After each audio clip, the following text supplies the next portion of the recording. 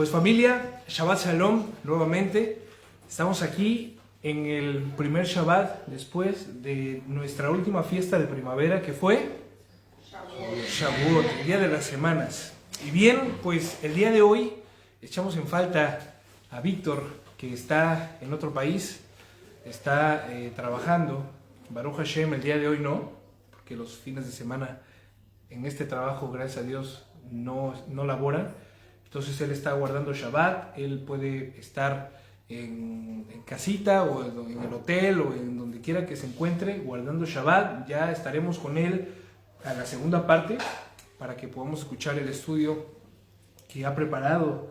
Aunque ha estado trabajando fuera, ha dedicado tiempo, como cada uno de nosotros debemos hacerlo, nuestra devoción y consagrarnos al Señor. Entonces, pues que el Señor bendiga el esfuerzo de Víctor, que el Señor guarde su salud, porque también está padeciendo una cuestión de una infección que tiene en el oído. Oremos por él, oremos para que el Señor derrame sanidad a su vida y pueda incorporarse nuevamente y darlo todo, o seguirlo dando todo. Ya esperamos que podamos tenerlo nuevamente pronto aquí con nosotros. Y familia, un saludo para todos los que se estén conectando. Shabbat Shalom. El día de hoy vamos a dar Jueces capítulo 6, la parte final. Yo sé que ha sido largo este capítulo, pero había muchas cositas que teníamos que dar, había mucho material por compartir, y sobre todo la enseñanza, ¿no? Que esta es, siempre tratamos de que sea bien aprovechada. Por eso es que vamos verso a verso, por eso es que vamos capítulo a capítulo, para poder tener, como siempre hemos dicho, el consejo de nuestro Dios para nosotros. A diferencia de como lo tenía el pueblo anteriormente, al día de hoy nosotros podemos saber y sentirnos pues con ese prestigio de que tenemos la película completa. Yehoshua vino, se ha cumplido parte de la profecía de los profetas, ¿no? Hemos visto cumplimiento de cuestiones en cuanto al Pentateuco de la Torá que el Señor le entregó a su pueblo por medio de Moshe, que se están cumpliendo cada vez que nosotros las ejecutamos y las llevamos a cabo. Y esta vez nosotros veremos también un cumplimiento de la palabra del Señor cuando Él sale al rescate por el clamor de su pueblo. El día de hoy, hace unos momentos, aquí estuvimos orando. El día de hoy estuvimos clamando a nuestro Dios por sanidad, por redención, por liberación, por que Él nos levante, porque nos saque del hoyo, ¿no? Así como David, no yo. Yo también oré, ¿no? Pero David el salmista, que dijo en su salmo, ¿no? Del hoyo, del foso, de la desesperación, tú me has sacado, oh Adonai. Para que nosotros podamos testificar con nuestras propias vidas y que esté vigente esto en cada uno de nosotros, que tenemos un Dios vivo. ¿Cuántos aquí, de los presentes y de los que están escuchando la transmisión, han experimentado el poder del Dios vivo, que es Elohim, que es Hashem? ¿Cuántos de aquí lo han experimentado? A través del perdón de nuestros pecados, para empezar. A través del convencimiento de que somos pecadores. Dice la Escritura que sin el Ruach HaKodesh no puede haber convencimiento de que somos pecadores. No puede haber una conciencia de que necesitamos un Salvador, porque la paga del pecado es la muerte. Lo sabemos, ¿no? Entonces, familia, teniendo esto en mente, vamos a continuar con con la tercera parte de este estudio y la última, se los prometo. Jueces capítulo 6, verso 11 en adelante. Dice: un mensajero de Hashem, un malaj o malajim, ¿no? Un malaj, en este caso fue uno, vino y se sentó bajo el terebinto en Ofrá. ¿Qué es un terebinto? Un árbol de encino. Encino. Exactamente, un árbol de encino. Para que digan, ¿qué será un terebinto? Pues esto. En Ofrá, que pertenecía a Joash, el asbirrita, su hijo Gidón, que en sus versiones quizá ponga Gedeón, estaba entonces desgranando el trigo dentro de un lagar para ocultarlo de los midianitas o de los madianitas. Recuerdan lo que vimos en estudios anteriores, ¿no? Jueces capítulo 6, verso 11. ¿Se acuerdan lo que habíamos estudiado? Que el Señor los había entregado por 7 años a manos del pueblo de Madián. Y que este pueblo y este rey sí los traía socados, los traía realmente presionados. Había una opresión física, espiritual, mental, en todo momento. Ellos llegaban y cada vez que el pueblo les tocaba el tiempo de la cosecha, ¿no? Por ejemplo, cuando llegaba Shavuot, el tiempo de la cosecha de los primeros frutos, pues llegaban los madianitas. ¿Saben qué hacían con su Shavuot, con su Reshit?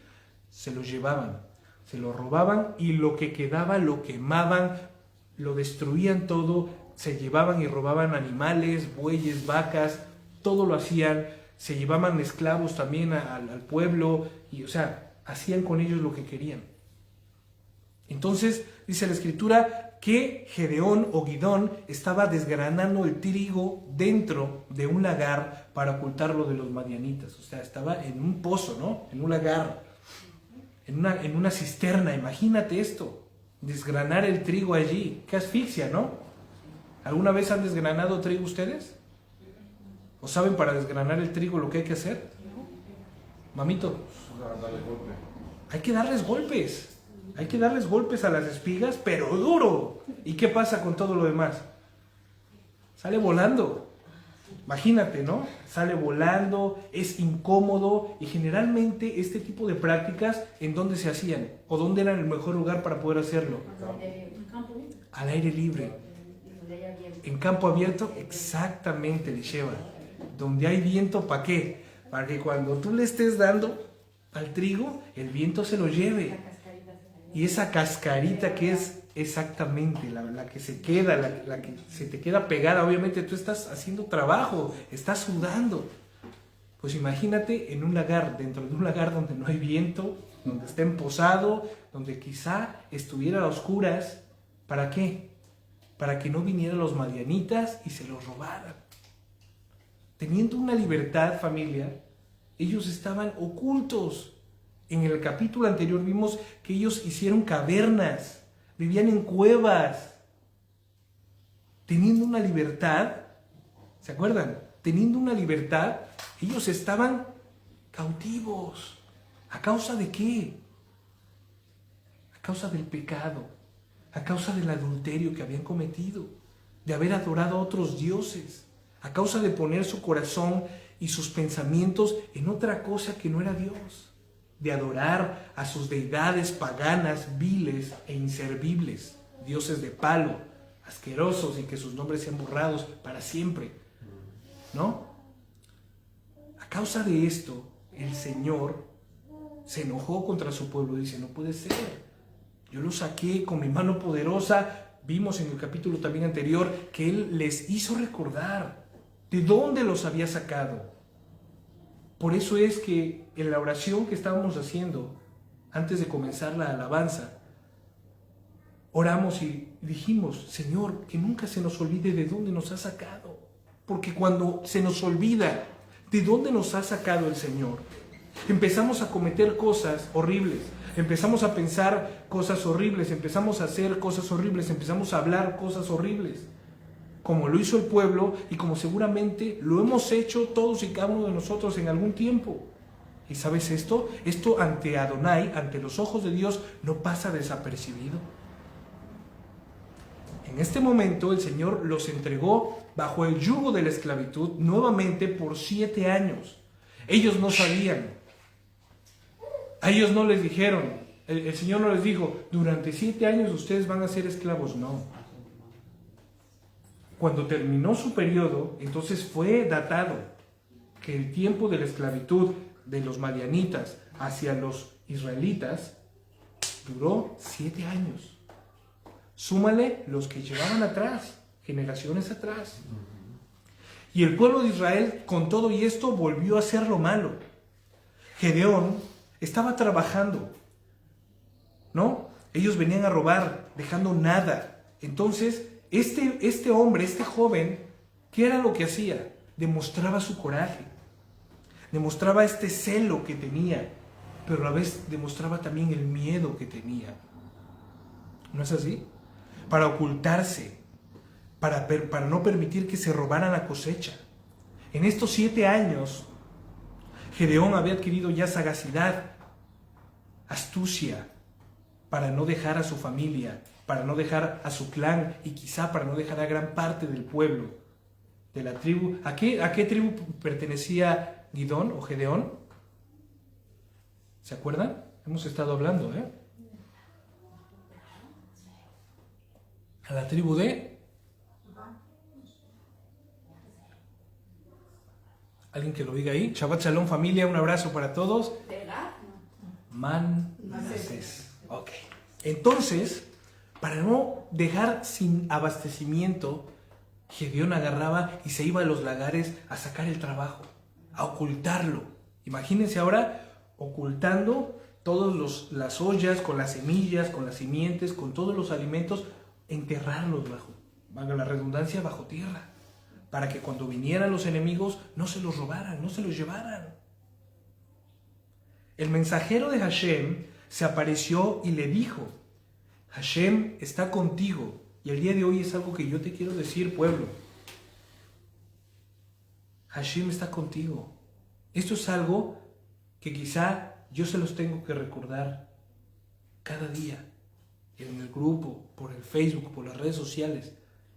A mí mismo me lo recuerdo todos los días porque somos olvidadizos y torpes. Y se nos olvida, ¿sabes qué se nos olvida? Que Adonai, el Dios viviente, está con nosotros.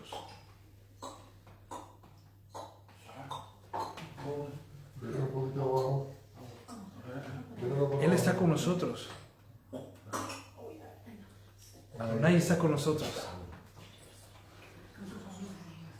Así es, Adonai está con nosotros. Perdón, me distraje un momento. Adonai está contigo, le dijo el Malachim o el Malach, el enviado de Adonai. Hay muchos comentaristas y muchas personas, y quizá lo habíamos leído anteriormente con un entendimiento que no era el correcto, que decía que el mismo Dios se había presentado. Pero en estudios anteriores hemos visto que no se había podido presentar el mismo Dios. La manifestación verdadera de Dios fue cuando corpóreamente se hizo visible en la imagen de Yehoshua HaMashiach. Es correcto. Entonces le dijo esto el mensajero: Hashem está contigo, valiente guerrero. Y se quedó así como Gedeón diciendo: ¿yo? ¿Guerrero? No he peleado en ninguna batalla, ¿no? Vamos a ver allá. Gedeón le dijo: por favor, mi amo, por favor, mi señor, ¿de qué hablas? Si Hashem está conmigo, como dices, ¿por qué nos ha sucedido todo esto? ¿Dónde están todas sus obras maravillosas que nos contaron nuestros padres? ¿Qué significa esto? Que el padre de Gidón o de Gedeón estaba haciendo bien su trabajo. Estaba tomando el papel de un hombre de Dios. Los hombres de Dios, ¿qué hacemos?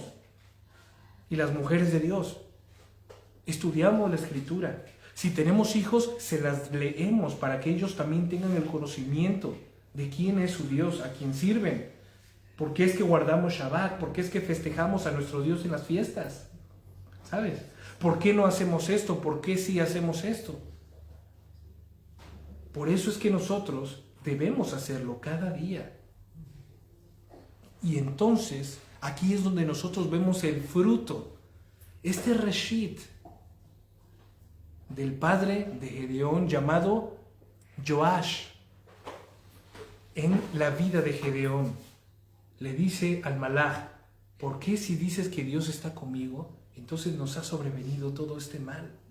¿Por qué? Entonces, ¿dónde están todas esas obras maravillosas que nos contaron nuestros padres diciendo: ¿verdaderamente Hashem nos sacó de Misraim? ¡Wow! ¡Qué miedo!, ¿no? ¿Cómo le dijo eso, ¿Qué me estás diciendo? ¿Dónde están esas obras poderosas que nos contaron nuestros padres, que hacía nuestro Dios? ¿Verdaderamente el Señor nos sacó de Egipto? ¿Dónde estaba viviendo el pueblo de Israel? Todavía no se llamaba Israel como tal, pero ya estaban en los asentamientos de Canaán, en la tierra prometida. Y Gedeón le dice: ¿verdaderamente Adonai nos sacó de Misraim? ¿Verdaderamente Dios nos ha sacado de Egipto? Parece que no. Parece que seguimos aquí en Egipto. Seguimos siendo idólatras. Seguimos siendo oprimidos. Seguimos bajo el yugo de una esclavitud innecesaria. No tenemos libertad. No podemos vender, no podemos hacer nada con lo que el Señor nos ha provisto. ¿Somos verdaderamente libres? ¿Dónde está eso que dice el Señor que ha hecho? Ahora Hashem nos ha abandonado y nos ha entregado en manos de Madián. Como diciendo, ¿no? Como dicen aquí, ¿qué me viene esto a contar a mí? Esa expresión que es muy de aquí, ¿no? ¿Qué me cuentas? ¿Por qué esta enfermedad? ¿Por qué deja esto? ¿Por qué nos está pasando esto? ¿Por qué el Señor permite que nos pidan estas cosas? Las preguntas, ¿no? Por las cuales mucha gente se vuelve atea, dicen ellos, o agnósticas. ¿Por qué si Dios existe? Si existe el mal. ¿Por qué no hace? ¿Por qué no? Oye, si tú crees que Dios existe, ¿por qué vives así, de esa manera? ¡Wow! Sería una pregunta que tiene una respuesta que se contestaría a él mismo, ¿no? ¿Por qué entonces, si tú crees que Dios existe, por qué no vives conforme a su voluntad? Si tú quieres que Dios extirpe el mal, pues tú haz el bien. Y de esa manera no habrá mal que corroya. ¿Me explico? Que venga a corroer. No es lógico, ¿no? Si tú haces el bien, yo hago el bien y los que estamos aquí alrededor hacemos el bien, ¿dónde está el mal aquí? ¿Sí me explico? Esto es así. Y le dijo esto Gedeón, como dijo Elisheba. Estas preguntas son lógicas, pero son preguntas son preguntas de personas que no conocen al Dios verdadero. Porque si conocieran al Dios verdadero, no se hicieran este tipo de preguntas. ¿Sabes por qué? Porque el pueblo de Adonai está destinado a vivir de gloria en gloria y de victoria en victoria. Aunque haya enfermedad, ¿me explico? Aunque haya tribulación, no significa que Dios no esté contigo. Significa que debes pasar por esto para que tu fidelidad aumente, para que tú estés más firme en el Señor, para que tú hagas más fuerza. Cuando tú estás nadando y de repente la marea se empieza a mover, o estás en un bote, ¿qué es lo que hacen los que están en el bote? Tiran el ancla, ¿no es así? ¿Sí o no? Sí, para que no se mueva. Para que no se mueva o se mueva lo menos posible. Pero si tú estás en el bote y viene la marea, o sea, y hay un cambio de marea y no tiras el ancla, ¿qué va a pasar contigo? Te vas a ir hacia donde te va a llevar la marea. No obstante, los que enseguida tiran el ancla, y hay unos que no tienen solo un ancla, tienen hasta 2 anclas para estar bien firmes y que la marea más fuerte no los mueva del lugar, no pierdan el rumbo. De esa manera es la cual nosotros debemos de proceder. Y es a lo que se va a enfrentar en este momento Gedeón. Por eso es que el ángel, ¿no? El malaj, el enviado de Adonai, le dice estas palabras: Hashem está contigo, valiente guerrero. ¿Recuerdan ese remanente del que les hablé la vez pasada, no? Que el Señor siempre tiene un remanente para él. Un remanente que no ha doblado rodillas ante ningún Dios, ante ninguna deidad. No ha doblado rodillas ante circunstancias, no ha cedido, ha tirado sus anclas, se ha fortalecido, ha echado raíces bien profundas en Cristo, se ha aferrado a la roca de la salvación. Está oculto en la torre fuerte, que es el nombre de Adonai. A él correrá el justo y será levantado, dice la Escritura. Ese remanente, aquí el Señor escogió a Gidón para libertar a su pueblo. Y a diferencia de los anteriores jueces, este tenía mucho celo de Adonai, pero a la vez tenía muchas dudas, como lo estamos viendo reflejado. Tal y como vemos en la declaración que le hace el malaj. Él conoce la historia de su pueblo. Su padre le infundió reverencia, su padre le infundió respeto, temor a Hashem. Solo que por las circunstancias en curso, le era muy difícil creer lo que sus padres les habían contado desde pequeño, lo que hemos visto hasta el día de hoy. Se dice, Cristo viene, arrepiéntete. Llevo yo 30 años escuchando eso y Cristo no ha venido. ¿Podría ser acaso objeto eso de excusa para yo alejarme? Para yo decir, esto es una mentira. A Gidón, desde que nació, se le fueron contadas todas las historias del pueblo de Israel, como el Señor había mandado que se le contara, para que no se olvidara el pueblo de donde había sacado el Señor. Sin embargo, las circunstancias que estaba pasando Gedeón lo hicieron dudar. ¿Me explico? Sin embargo, si Gedeón no hubiese tenido el temor, la reverencia, el respeto y el conocimiento de un Dios que él hasta el día de ese momento no había visto, no hubiera podido decir estas palabras. ¿Dónde está Dios? ¿Dónde está aquel Dios que sacó a nuestro pueblo de Misraim, que hizo descender fuego del cielo, que mandó diferentes plagas, que... muchachos, se ve que conoces la Escritura. Muy bien. Aún así, Gedeón no había experimentado la cercanía con Dios. No había experimentado el poder de un Dios vivo. Entonces, le dice, ¿verdaderamente Hashem nos sacó de Misraim? El yugo de la esclavitud por causa del pecado aún era más pesado que el de haber... Fíjate esto, El yugo que estaba cargando el pueblo en este momento era aún más pesado que el haber nacido esclavos en Egipto. ¿Me explico? Porque aquí el que nacía esclavo en Egipto ya sabía lo que llevaba. Era como un hábito ya. Era una resignación ya que ya tenían desde el nacimiento, pero aquí no. Aquí era un pueblo aparentemente libre, pero estaba esclavizado al pecado, porque no vivían conforme a la voluntad de Dios. Y el Señor les mandaba, y les mandaba, y les mandaba, para que ellos pudieran volcarse nuevamente, para que ellos hicieran teshuvá, para que ellos se arrepintieran, para que ellos pudieran realmente abrir sus ojos y sus corazones.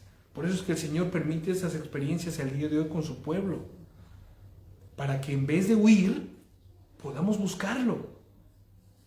Es el mejor momento para buscar a Dios. Es el mejor momento para humillarse delante de Dios, en vez de salir corriendo. Busca a Dios, apártate del mal. Busca al Señor, arrepiéntete, apártate del mal. Y el Señor vendrá a ti. Mira lo que dice esto. 14.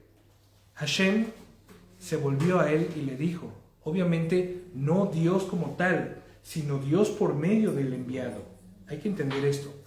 Ve con esa fuerza tuya y libra a Israel de los madianitas. Yo te estoy enviando. ¿Te das cuenta que no le contestó nada a la pregunta que le hizo en el verso 13?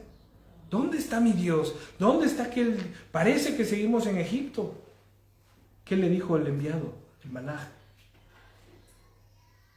Ve con esa fuerza tuya, ve con ese celo tuyo y libra a Israel de los madianitas.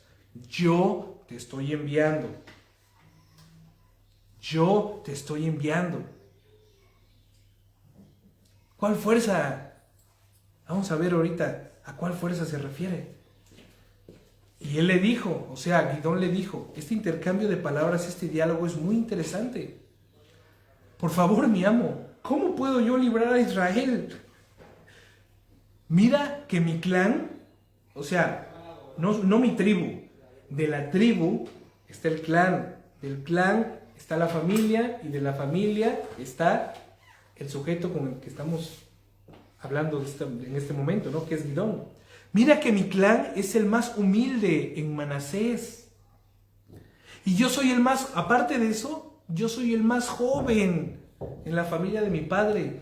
¿Qué creen que se refiera? Que quizá de este clan precisamente no se dedicaban a ser guerreros, se dedicaban a la cosecha, ¿no? Se dedicaban al trato de los animales, al ganado, a los rebaños.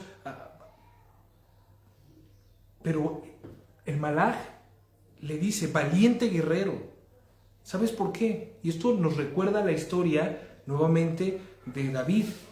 ¿Cómo fue escogido David? ¿Se acuerdan? Fue el profeta Shemuel y se presentó en la casa de Isaí y le dijo, muéstrame a tus hijos porque el Señor a uno de ellos nombrará rey. Y vino el primero, grandote, fortachón, con unas barbas de estas de leñador, ¿no? Con el hacha en la mano todavía, ¿no? Su camisa de cuadros, rojo con negro, casi. No era soldado. ¿Eh? Era soldado. Claro, pero me refiero a este porte, ¿no? A este porte. Vigoroso, un hombre grande, alto, fuerte. ¿Qué hizo Samuel? Se derritió, ¿no? Dijo, ¡wow! Este será el nuevo rey. Es él, es él. ¿Me das un autógrafo? Así casi, ¿no? Y Hashem le dijo, ¿qué estás haciendo? Tú ves lo que está pasando por fuera, pero yo miro el corazón. Este no es. Y así pasó el casting. Hermano tras hermano, tras hermano, tras hermano, tras hermano. Y Samuel, cada vez que decía, pasaba el otro hermano y decía, wow, este es, ¿no? Se ve que este es sabio, se ve que este es entendido, se ve que... Hashem le decía, no. Se acabaron los hijos y le dice a Isaí, oye, Señor, seguro que me mandaste a la casa correcta, ya se acabaron todos, se acabó el casting.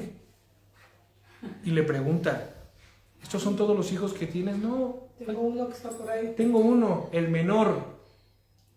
Acuérdense que en la cultura hebrea y en la cultura bíblica, ¿qué dice? Que el hijo pequeño no difiere de un esclavo, un siervo. Esa es la palabra, siervo. Y entonces el hijo pequeño, como no se dedicaba a la guerra, como no se dedicaba a los asuntos mayores, se dedicaba a los asuntos del hogar. Y uno de los asuntos del hogar, en este momento podemos ver, en el caso de David, que era pastorear, cuidar a las ovejas, que era un trabajo menor, por así decirlo.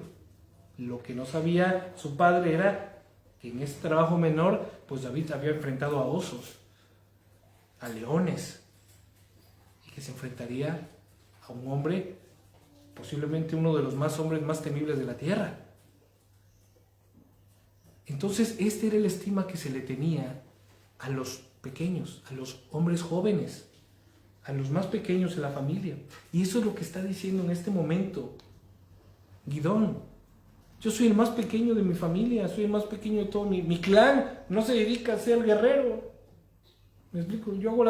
Yo soy el que hace las espadas, yo soy el que hace las cucharas para que coman los guerreros, ¿no? Yo limpio los escudos, la escudería, yo soy el que los limpia, ¿no? Mi clan es el que los limpia. Ve con esa fuerza tuya y libra a los madianitas. Lo que no tenían todos aquellos guerreros fuertes, valientes, barbones, leñadores, que tenían la espina aquí en la boca y la barba así, y hablaban de lado, ¿no?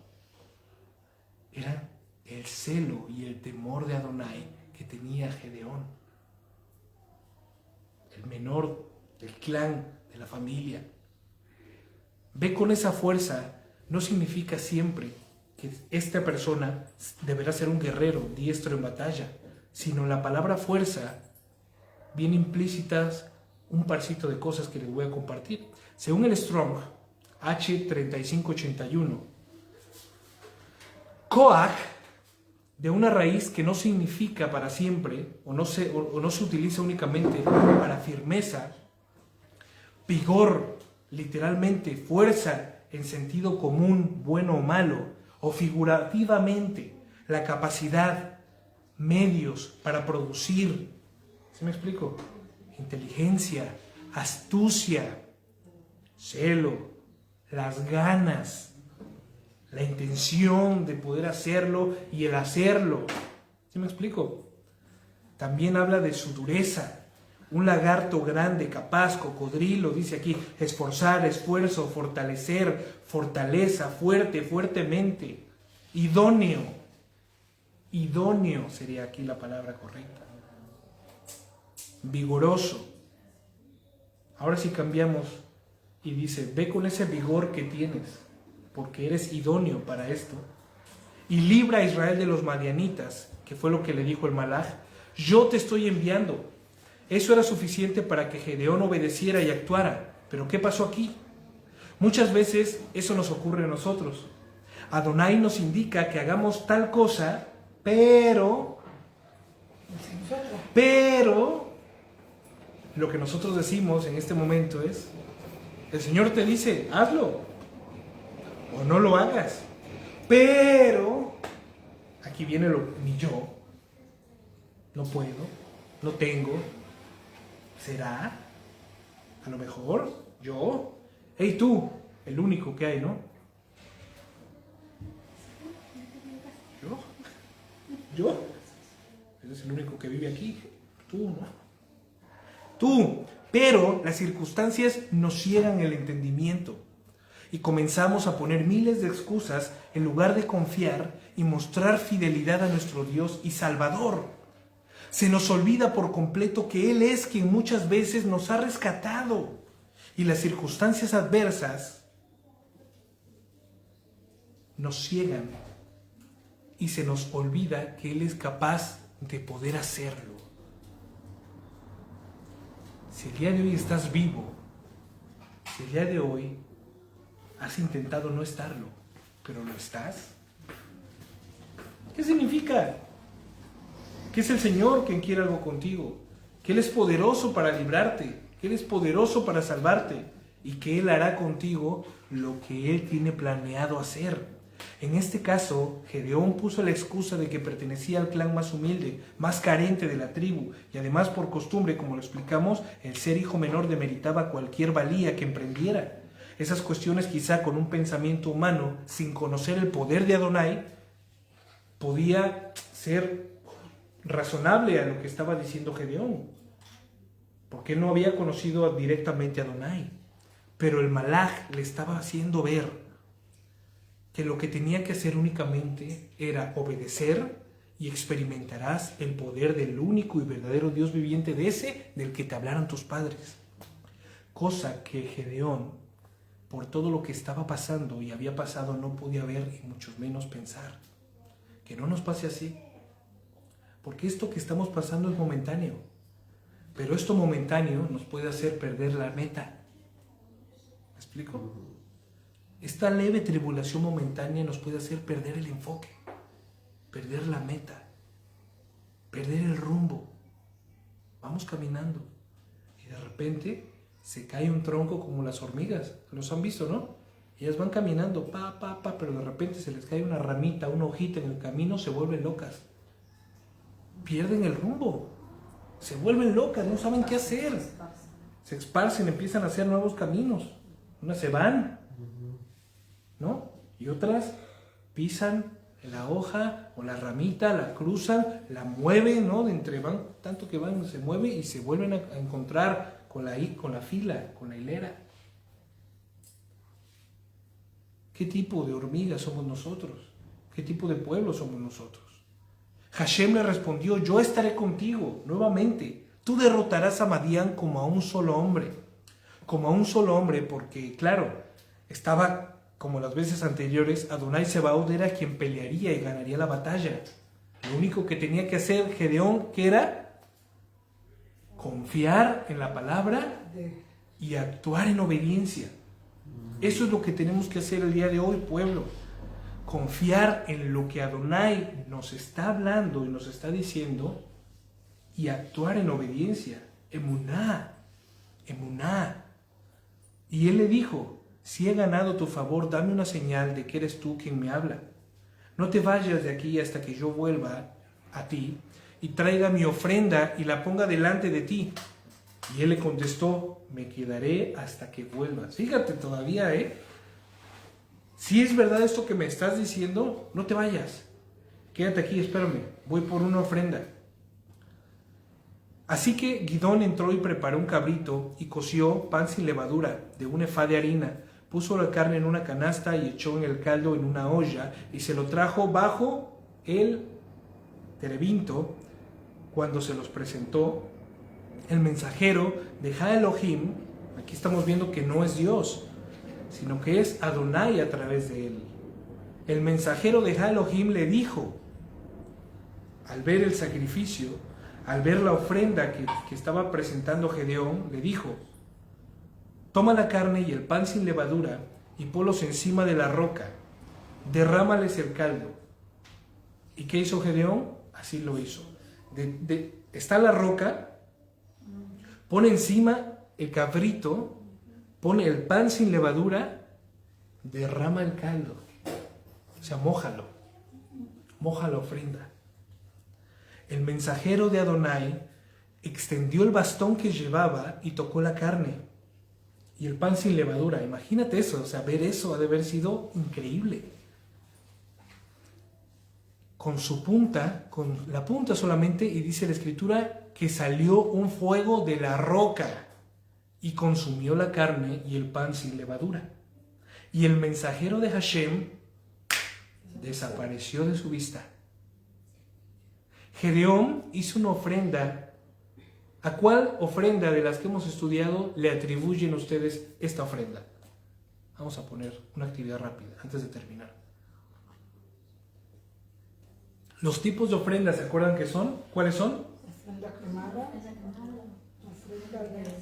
La ofrenda que es por el pecado, Hatat. Hola.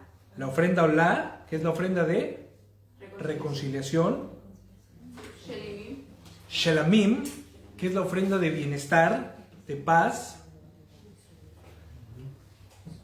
Truma. Trumá, que es la ofrenda que Elevada. elevada. Minjá, que es la ofrenda mecida. De estas que estoy mencionando, ¿cuál es la que Gidón ofreció? A ver si alguien sabe. ofrenda que... No se vale decir, ¿eh? Ya pusieron ahí. Ofreció la ofrenda de Shelamim, la ofrenda de bienestar, la ofrenda de paz. Estas eran las características de la ofrenda. Pues, un pan cocido sin levadura, ¿no? Una matzá y carne, y un carnero, un buey, una oveja. Este tipo de ofrenda el Señor la estableció. No es que Él se la haya inventado ni haya dicho, yo voy a darte, no, sino que Él tenía paz ahora con ¿quién? Con el Señor. Ahora vamos a poner mucha atención a esto, que viene, porque es muy interesante lo que está sucediendo aquí. Ojo. Entonces Gedeón se dio cuenta que era un mensajero de Hashem y dijo, ¿qué dijo? ¡Ay de mí! Adonai, que he visto a un mensajero de Adonai cara a cara. Voy a morir. Escrito está, todo el que viera al Señor, de cierto morirá. ¿Por qué? Porque sin santidad nadie puede ver al Señor. Pero ¿qué fue lo que sucedió? Escucha esto, Aquí diferentes tipos de explicaciones. Se podría hacer también un estudio solamente de este texto. Pero aquí lo que nosotros debemos de entender es de que él reconoció cuál era la condición. Gedeón reconoció cuál era su condición cuando estaba en este dimes y diretes, cuando estaba en este intercambio de palabras con el malaj, cuando él expuso lo que había en su corazón, la carga que había en su corazón, que había celo de Dios, pero a la vez también había miedo, que estaban las ganas, pero también estaba el ¿será? ¿Se me explicó? Que él estaba dispuesto, pero que no contaba con las aptitudes, que no tenía las aptitudes necesarias. ¿Sí me explico? Que no tenía, que él no contaba con las cualidades, que él no estaba cualificado para poder hacer este trabajo que el Señor le estaba mostrando. Pero él, al entender, porque al final cuando él, repito, él hizo las muchas preguntas al mensajero, el mensajero no le respondió nada y tú dijo, haz lo que te estoy diciendo.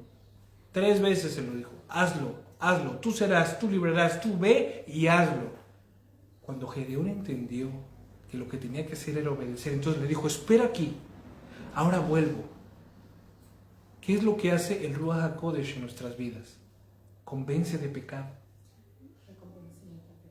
Para poder tener un encuentro con Dios verdadero, necesitas la intervención de Ruach HaKodesh, el Espíritu Santo, el Espíritu de Santidad, que Él es quien nos redarguye y nos convence de que somos pecadores. En este momento, Gedeón estaba siendo convencido de cuál era su estado. Tamé, que estaba inhabilitado para poder hacerlo.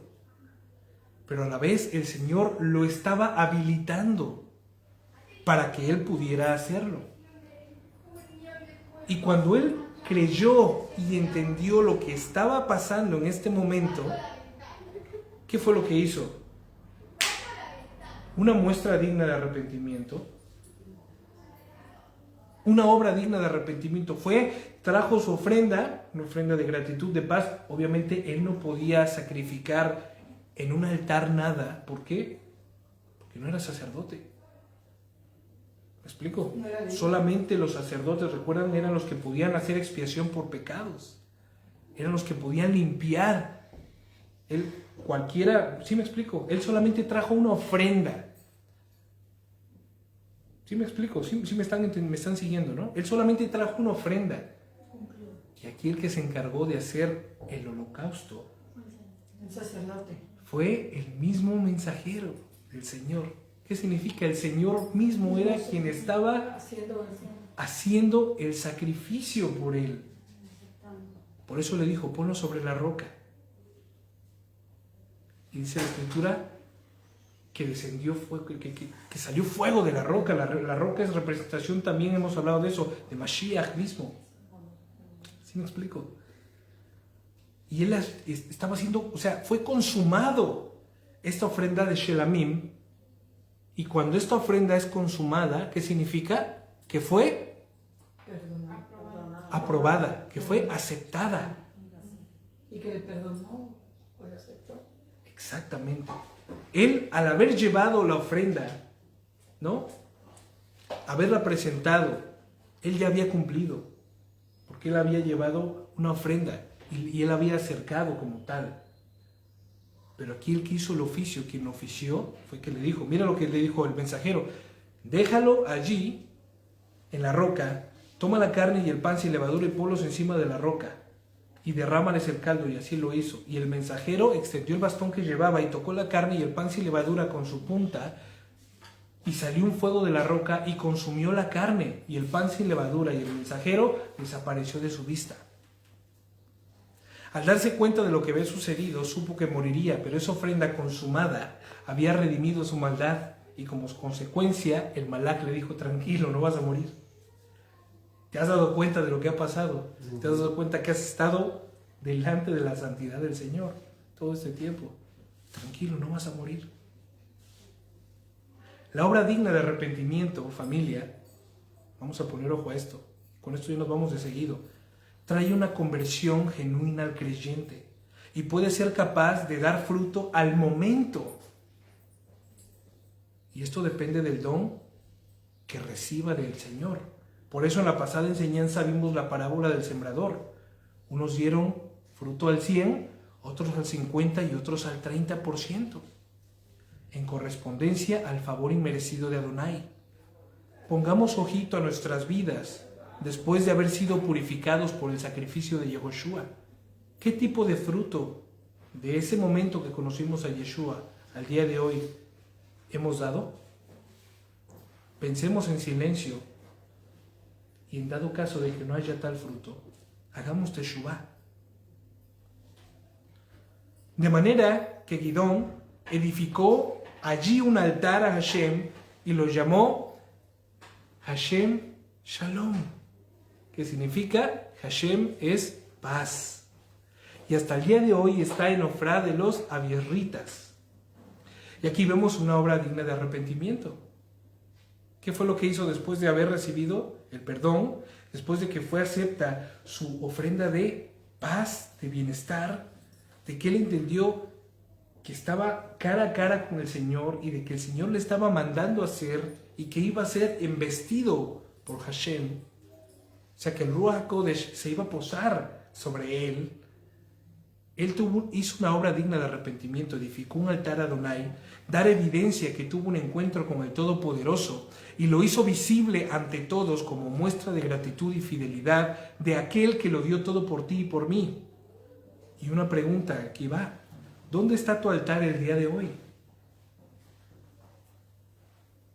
¿Dónde está el altar construido por ti el día de hoy en gratitud al Señor? Respuesta: tú debes de ser ese altar vivo. Tú y yo debemos ser esos altares vivientes donde podemos manifestar el olor del sacrificio de Yeshua. Escrito está, Filipenses 4:18. Sin embargo, todo lo he recibido y tengo abundancia. Estoy lleno habiendo recibido de Epafrodito lo que ustedes enviaron como olor fragante, un sacrificio aceptable y agradable a Elohim. Segunda de Corintios 2:15. Porque para Elohim somos olor fragante de Mashiach. Para Dios somos olor fragante por medio de su sacrificio. Escucha esto, en los que se salvan. Aquellos que caminamos como personas que han sido salvas por Dios, perdonadas, redimidas, vamos manifestando ese olor de sacrificio en todo lugar. En la calle, en el trabajo, en la escuela, en la casa, en cualquier lugar donde nos encontremos, en la cafetería, en cualquier lado. Pero en los que se pierden es olor de muerte para muerte, mientras que a los otros olor de vida para vida. Manifestamos nosotros altares, manifestamos nosotros que somos altares de Dios, ese olor en todo lugar y en todo momento. Esa noche Hashem le dijo: toma el novillo que pertenece a tu padre y otro toro de 7 años, derriba el altar de Baal que pertenece a tu padre y corta el poste sagrado que hay junto a él. En otras versiones vamos a encontrar que dice bosque, pero vemos que se refiere a la estatua de la deidad pagana que estaba junto al altar, para que entendamos de qué va.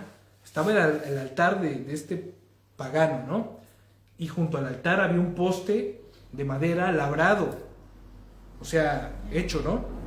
Con formita. Exactamente.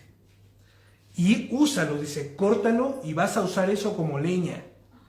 Luego edifica un altar a Hashem, tu Elohim, en el terraplén, o sea, en la parte plana de la cumbre de esa fortaleza donde se ha construido el altar de esta basura. Toma el otro toro y preséntalo como una ofrenda quemada. Usando la leña del poste sagrado que vas a acordar. Aquí ya está diciendo que tú eres el que va a oficiar esto. ¿Por qué? Porque el Señor ya lo había habilitado. Acuérdense que todo aquel que ha tenido un encuentro con el Señor, antes de esto no podía oficiar, o lo que él hacía no tenía una valía como tal. Pero después de que había sido pasado por Adonai, ¿qué fue lo que pasó con el profeta Isaías? Dice la Escritura que en su boca no había palabra de Adonai, que él hablaba cuestiones vanas como cualquiera de nosotros, ¿no? En la antigua vida, palabras burdas, palabras vacías, huecas. Dice la Escritura que tomaron los querubines carbones encendidos y los pusieron en su boca. ¿No? Esta analogía. Y que después de esto, él fue purificado para poder hablar palabras de Dios. Fue habilitado, fue tahor ante Dios. ¿Sí me explico? Para que él pueda, a partir de ese momento, hablar palabra de Adonai. Pues asimismo este hombre estaba ya habilitado para poder presentar esta ofrenda que se le está pidiendo que presente, para poder expiar realmente a todo el pueblo por lo que estaba haciendo o por lo que había hecho. Mira lo que dice aquí. Vas a hacerlo como una ofrenda quemada usando la leña del poste sagrado que vas a cortar. De modo que Gidón tomó a 10 de sus servidores e hizo como le había dicho Hashem, pero como tenía miedo de hacerlo de día, por temor a la familia de su padre y a la gente del poblado, lo hizo de noche. Gedeón sabía que el pueblo se había vuelto a la idolatría. Sabía que ellos adulaban el palo ese. Sabía que ellos hacían sacrificios a la deidad pagana, basura esa. Y podría tener problemas severos con el pueblo y su familia, porque quizás su familia, no por ser idólatra la familia, sino porque pensaría, esta es una fechoría del menor de la familia. ¿Sí me explico? Un acto de vandalismo del más pequeño. Y quizá, y no precisamente por ser un niño, sino por la vergüenza que ocasiona a los padres los problemas de los hijos. ¿No es así? ¿Cuántas veces nuestros hijos nos han avergonzado en momentos? ¿Y cuántas veces nosotros avergonzamos a nuestros padres? ¿Y cuántas veces con nuestras vidas nosotros avergonzamos al Señor? Así que lo hizo de noche, pero que es lo que cuenta aquí. Y presentó una ofrenda por el pecado del pueblo, quemando la deidad y usando la madera como leño para el holocausto que Adonai le había encomendado. Así el pueblo despertaría y al ver el altar dedicado al único y verdadero Elohim viviente, se daría cuenta de que sus pecados estaban perdonados y que Adonai los estaba reconciliando nuevamente con él. Por eso le dijo, en la cumbre, allí mismo donde está esa fortaleza, derríbala, usa ese palo como leña y presenta una ofrenda quemada. Voy a redimir al pueblo. Temprano a la mañana siguiente, la gente del poblado halló que el altar de Baal estaba derribado y el poste sagrado que había junto a él estaba cortado, y que el segundo toro había sido ofrecido en el recién edificado altar. Y se dijeron unos a otros, ¿quién hizo esto? Tras preguntar e investigar, les dijeron, Gidón, el hijo de Joash, hizo esto. La gente del pueblo le dijo a Joash, saca a tu hijo, que tiene que morir. Ha derribado el altar de Baal y ha cortado el poste sagrado junto a él. O sea, la imagen de otra deidad, basura. Completamente cegados por el pecado, no habían notado a quién era dedicado el nuevo altar. Solo ellos habían visto que su show se lo habían venido abajo. Se les había caído ya su show. Ellos querían venganza, ellos querían seguir viviendo en el pecado, tras la concupiscencia de sus perversos corazones, ignorando por completo el sacrificio hecho en el altar dedicado a Hashem, que había borrado la falta ocasionada por el corazón no arrepentido del pueblo. Que no nos pase así. Que nosotros no querramos vivir en la concupiscencia, en el pecado, sabiendo que el Señor ya nos perdonó. Pero Joash, el padre de Gidón, le dijo, a todos los que se habían levantado contra él, ¿tienen ustedes que contender por Baal? ¿Acaso tienen ustedes que defender por este pagano? ¿Tienen que defenderlo? Sepa que cualquiera que contienda por él estará muerto por la mañana. Si acaso él es poderoso, que pelee sus propias batallas, ya que fue su altar el que derribaron. En ese día lo llamaron Jerubbaal, queriendo decir que Baal contienda con él, ya que derribaron su altar. Le cambiaron el nombre y todo. Palabras sabias de un hombre sensato y entendido. Ahora vemos de quién heredó el celo Gedeón. Sabiendo que solo era un trozo de madera, les dice, ¿tienen ustedes que defenderlo? ¿Acaso no puede un supuesto Dios defenderse a sí mismo si es tan poderoso? Cualquiera que lo defienda morirá antes del amanecer. Uf, qué palabras tan sabias y astutas, ¿no creen? Eso que defendemos nosotros al día de hoy, por lo que no nos entregamos por completo al Señor, por lo que no rendimos nuestros corazones. Sandrita, si quieres abre la ventana, ya vamos a terminar. ¿De verdad vale la pena? Eso que nosotros defendemos, para no humillarnos delante de Dios, para no rendir nuestros corazones, ¿merece la pena que lo sigamos haciendo? Tener enemistad con Adonai y rechazar su incomparable amor ¿Por eso que defendemos vale la pena? Piénsalo y déjalo. Todo Madián, Amalek y los kedamitas unieron fuerzas, cruzaron el campo en el valle de Jezreel, listos los inicuos y perversos para la batalla, pero no saben esta vez contra quién se enfrentarán. Ellos pensarán, vamos otra vez a ganarles, vamos a robarlos otra vez a estos pobres. No saben con quiénes se han metido, pero no saben contra quién se van a enfrentar esta vez, porque el Señor había redimido ya a su pueblo. El espíritu de Hashem, él volvió a Gedeón. Este sonó el shofar, y los asbirritas se reunieron en apoyo. El Ruach HaKodesh vino a Gedeón, y este sonó el shofar, y mira quiénes descendieron del linaje de Abiezer o Geser, que significa Padre del Socorro. Y déjenme decirles que les hizo justicia su nombre. Socorrieron a su pueblo, atendieron al llamado de Gedeón sin dudarlo, porque oyeron la voz de Adonai por medio del shofar. Por eso es que nosotros, cuando sonamos el shofar, cuando nosotros celebramos el día de Yom Teruah, que es el día de la trompeta, y hacemos sonar el shofar, representamos, y es una representación de que eso es lo que nosotros oiremos cuando Mashiach vuelva. Si nosotros no sabemos distinguir los sonidos, tanto en lo físico como en lo espiritual, posiblemente venga Mashiach y tú ni yo sepamos que ya vino. Pero cuando Él venga, dice la Escritura, que será el día del juicio final, el día de la final trompeta. Es por eso que cuando escuchamos y sonamos la Troa, nuestros oídos se van ejercitando, acostumbrando, van reconociendo. Yo por eso cuando le hablo a mi niño le digo, Eli, Eli, él ya sabe.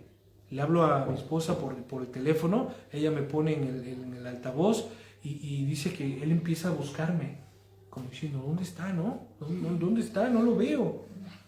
De esa manera nosotros debemos de ejercitar nuestro oído para poder reconocer cuando Mashiach venga.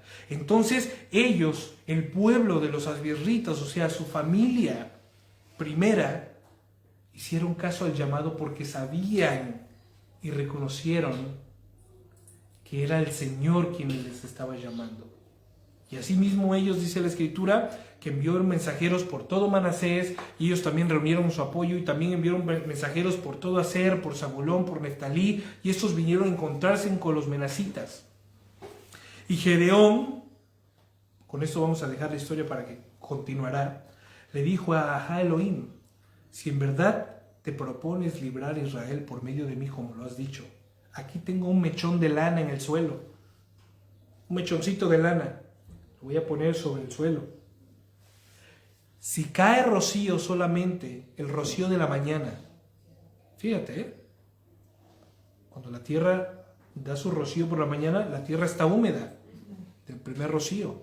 Si cae rocío solamente sobre el mechón y todo el suelo se queda seco, sabré que tú librarás a Israel por medio de mí, como lo has dicho.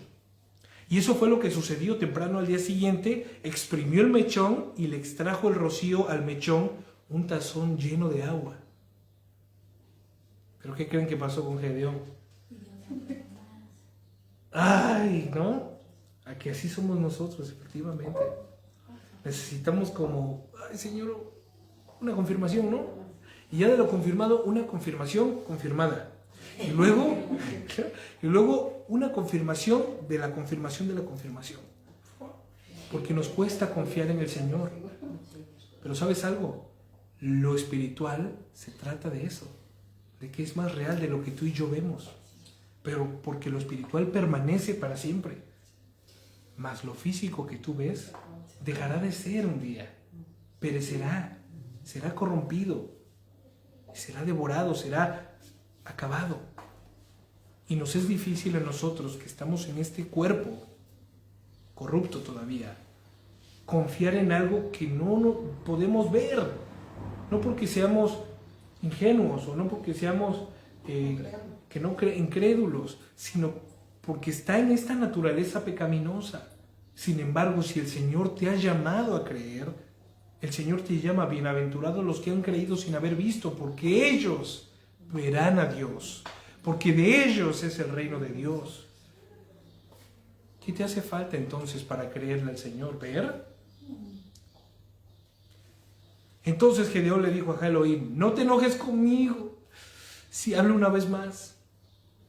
Déjame hacer solamente una prueba más con el mismo mechón, no otra cosa, el mismo mechón. Que solamente el mechón quede seco mientras haya rocío sobre todo el suelo, y Elohim lo hizo así esa noche. Toda la tierra, todo el suelo estaba seco mientras que había rocío. Perdón, solamente el mechón estaba seco mientras que había rocío sobre toda la tierra. ¿Quieres tú tener un encuentro personal con Dios? Pídeselo. Que no tengas miedo. ¿Cuántas veces lo hizo Gedeón? Esto a nosotros nos da una esperanza. Que nosotros no tenemos un Dios airado. Nosotros no tenemos un Dios que no sea capaz de conocer nuestra debilidad. Y nuestra debilidad va implícita, pues, un poco la incredulidad. Porque estamos sujetos a estas cosas que tocamos, que palpamos. Te es difícil creer algo que no ves. Pero confía en Él. Actúa en obediencia en Él. Y podrás ver más de lo que puedes ver, ¿no? Tú podrás ver más. Podrás entender más. Vas a ver más con el entendimiento que con tus ojos estos que se comerán los gusanos. Confía en el Señor y podrás ver cosas sobrenaturales en tu vida. Y no me refiero a cosas místicas, sino vas a ver el poder de Dios. Confía así como lo hizo después Gedeón. Amén. Pues Shabbat Shalom, familia. Vamos a dar paso luego al estudio de Víctor, que lo estará dando. Daremos el anuncio ahí por el Facebook también por la tarde. Un abrazo para todos, Shabbat Shalom, nos preparamos para el próximo estudio. Shavua Tov, familia, un abrazo, yo me despido y seguimos en contacto. Shalom a todos los que se conectaron a la distancia, un abrazo para todos y que el Shalom de Adonai, que sobrepasa todo entendimiento, jamás les deje, jamás les deje. Shabbat Shalom, familia, un abrazo.